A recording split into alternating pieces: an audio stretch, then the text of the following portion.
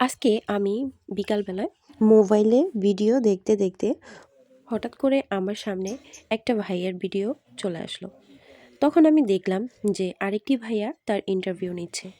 একটা প্রশ্ন করা হলো যে আপনার কাছে ৫ জন ইম্পোর্টেন্ট মানুষ কে, কে সেটা বলতে হবে। মানে ৫ জন মানুষ বাছাই করতে হবে যে সবচাইতে তার কাছে আপন।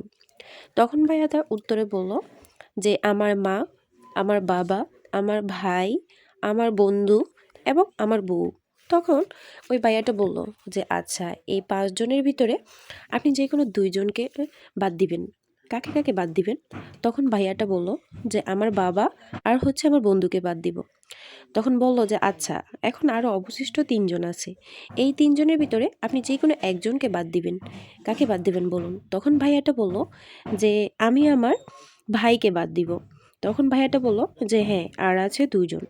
এই ২ জনের মধ্যে আপনি কাকে বাছাই করবেন?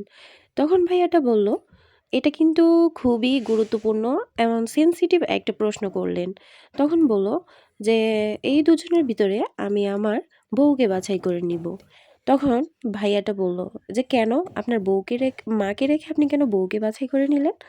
তখন ভাইয়াটা বলল যে আমার মাকে দেখার জন্য আমার বাবা আছে, আমার ভাইকে দেখার জন্য তার স্ত্রী আছে কিংবা তার ফ্যামিলি আছে। তার মানে সবাইকে দেখার জন্য একজন না একজন মানুষ আছে, কিন্তু আমার বিয়ে করা স্ত্রীকে দেখার জন্য আমি ছাড়া আর কেউই নেই, শুধু একা আমিই আছি।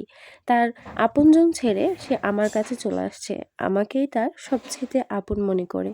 তো সেই জায়গা থেকে তার আপন হিসেবে তো আমি ছাড়া আর কেউ নেই, সেজন্য আমি আমার স্ত্রীকে বাছাই করে নিলাম। ভাইয়াটার এই কথাটা শুনে আমার খুবই ভালো লাগছিল।